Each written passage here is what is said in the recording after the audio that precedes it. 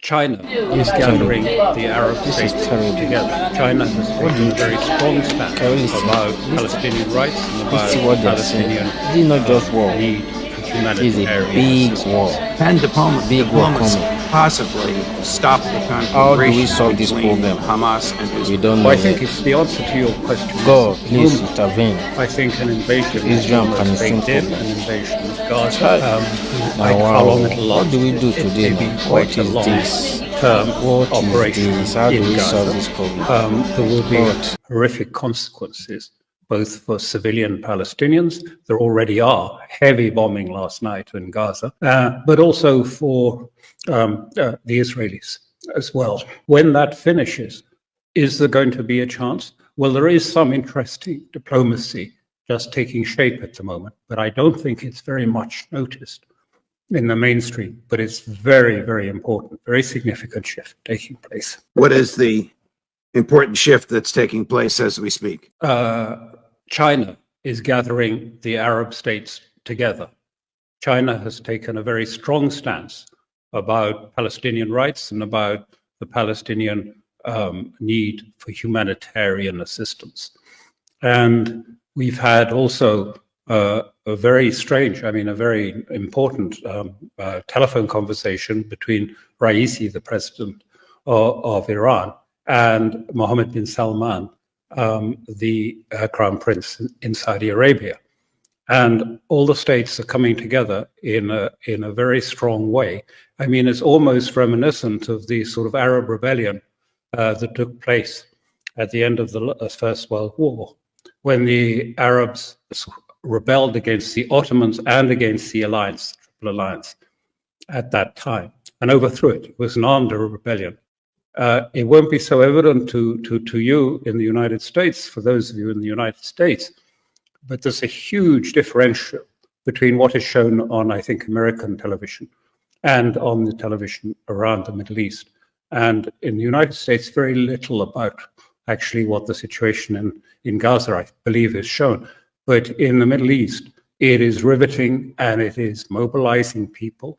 And I think there is a sense that when this war comes to an end, then Russia, China, Iran, Saudi Arabia, the Arab states are going to try and push very hard for a diplomatic solution, i.e., a negotiated, acceptable solution for a Palestinian state, something that was never done after 47, despite the UN Resolution 242.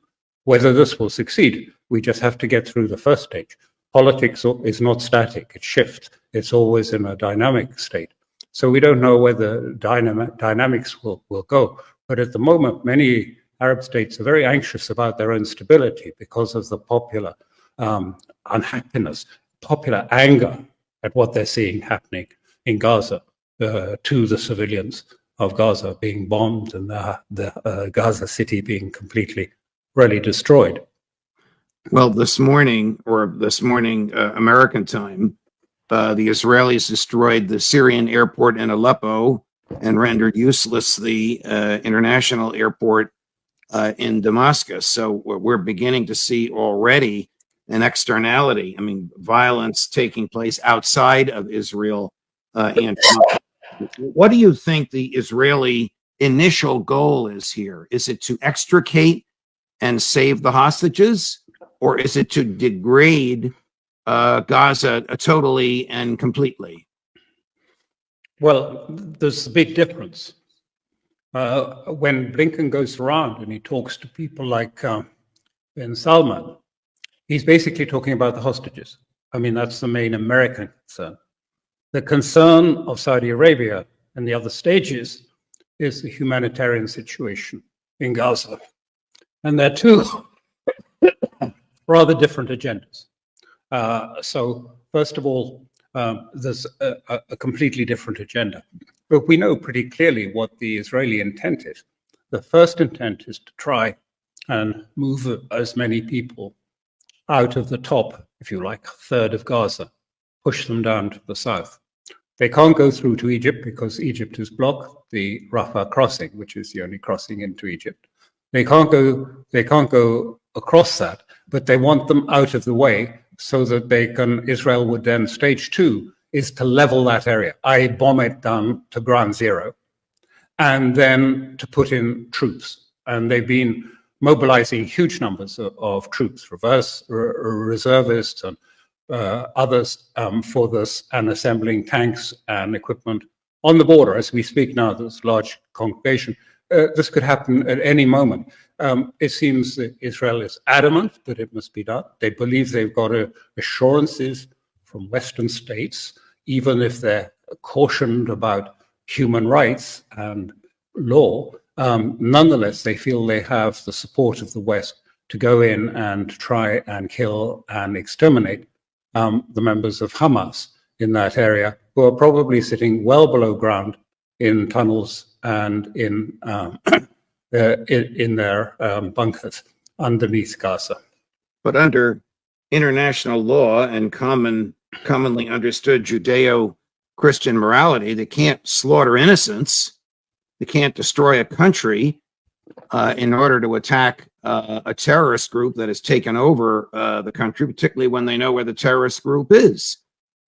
Does Israel, does Prime Minister Netanyahu purport to justify the slaughter of Palestinian innocents because of the slaughter of Israeli innocents?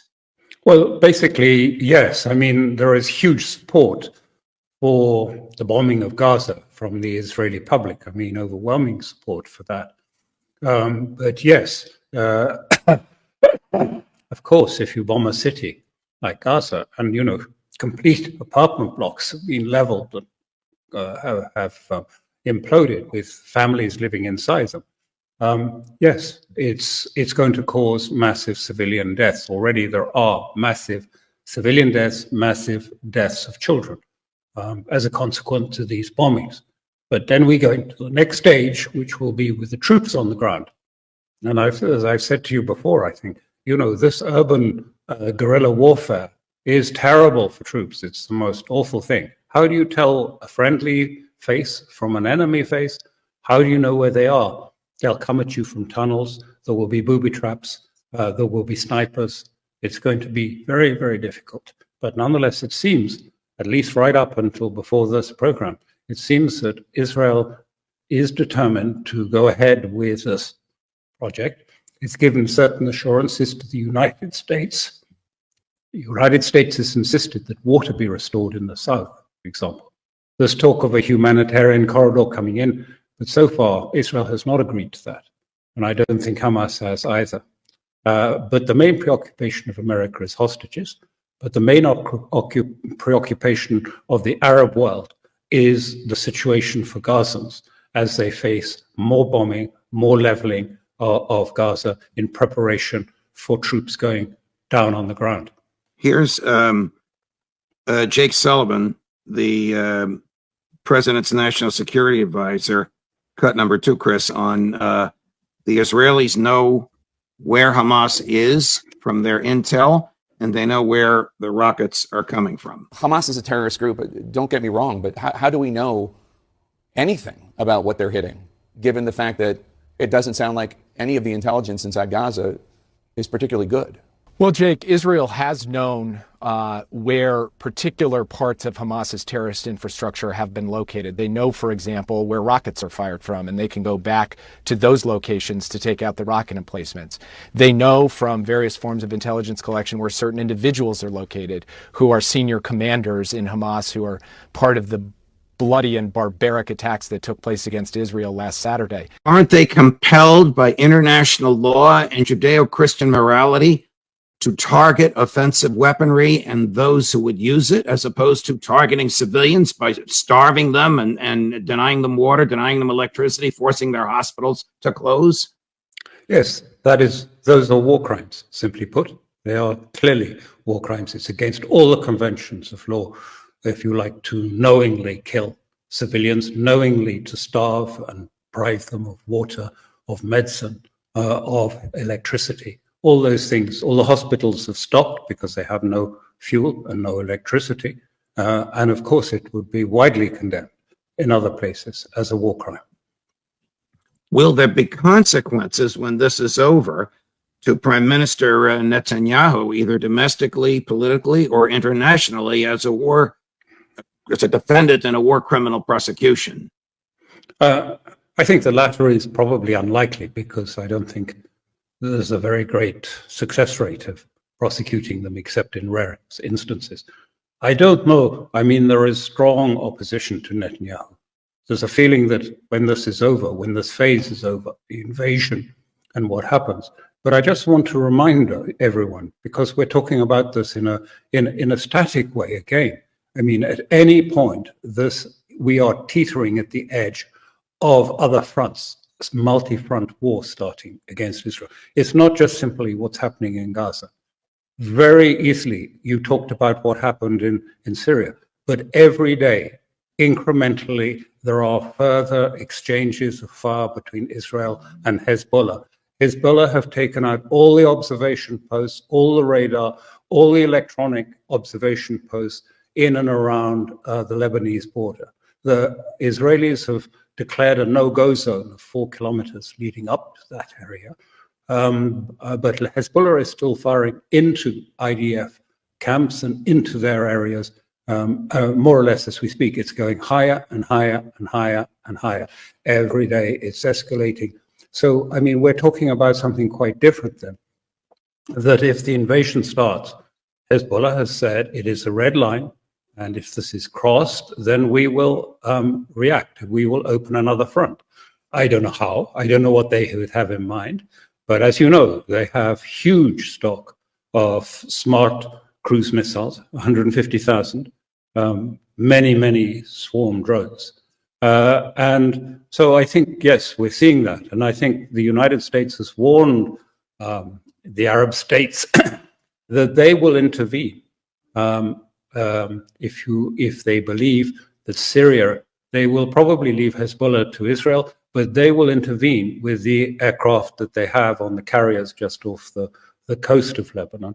They will intervene if Syria uses its S-300s or its other surface-to-air systems. That's what the Aleppo and that's what the Damascus bombing was all about. It was to test whether the Russians had given the green light to their S-300s being used. Now, either they haven't given the green light or they've said, wait, because we're not quite at that stage yet when the S-300s can be deployed in the support of Lebanon and the Palestinians of Gaza. How concerned are you about this becoming a major conflagration, whether from the West involving U.S. aircraft carriers, which could be sitting ducks for drones and missiles, or from the East involving Hezbollah supported by Iran? As I say, you know, you can never tell the course that a sort of dynamic war can take. It's impossible to predict. Often small incidents can take you to the next stage, but we're literally at the cusp. And at any moment, we might find that Israel has invaded Gaza, is bombing it heavily, and Hezbollah has incrementally increased its participation to the point at which it's becoming an actor in this war. What is becoming of the war in Ukraine while the West's eyes, and I guess the Middle East's eyes, are on Israel and Hamas? The so-called spring offensive, the renamed summer offensive, has absolutely failed. President Zelensky isn't even heard from these days because the media is fixated on the events in Israel and Hamas. In the meantime, it appears the Russians may actually be moving westward. How much longer can that conflagration even last? And does the U.S. Congress even care about it anymore? Okay, I've asked you a lot of questions all at once. My apology. But no, it's clear. I mean, just to be clear, the Ukrainian offensive has stopped. They've gone on to a defensive mode. They're not doing any offensive operations at all. And the Russians have gone on the offensive. So yes, they've started their offensive. Not in a big way, but across the board. A huge number of casualties still taking place for the Ukrainian side. And how long can it go on for? I think effectively it's over. I mean, the war is over. It's just a question of how it is brought down to rest, because I don't think Ukraine any longer has the material. I mean, that is real troops to continue the war. It's finished. All of those are dead or injured, and they really can't continue the war as it is. And their money is likely to run out in the next 2 or 3 weeks. And what will the White House, the West, and NATO say to justify rather than to lament the hundreds of billions of wasted dollars and the millions of dead and displaced lives? I think very basically, they just hope that their influence over the media means that they'll just have moved on. You hardly see anything about Ukraine at the moment. It's sort of gone from the news cycle, certainly in Western journals. And I think after Kabul, after the retreat from Kabul, that also just disappeared from the news. And I think they will try and do that. Just disappeared. But last question, from your knowledge of the way governments work and the way power is used and the way governments rise and fall, what is your best prediction, for lack of a word, of what becomes of President Zelensky? I imagine he's going to be moved on somewhere. I mean, he has a house here in Italy, and I expect he'll be moved on very soon. I mean, there are already signs. The US is pressing hard for presidential elections. He's being attacked in the US press, notably, which suggests his time is up and he's gone. He's really going when they find the right way to do that. So I think he's basically on his way out of that. And I think they'll just try and forget it all.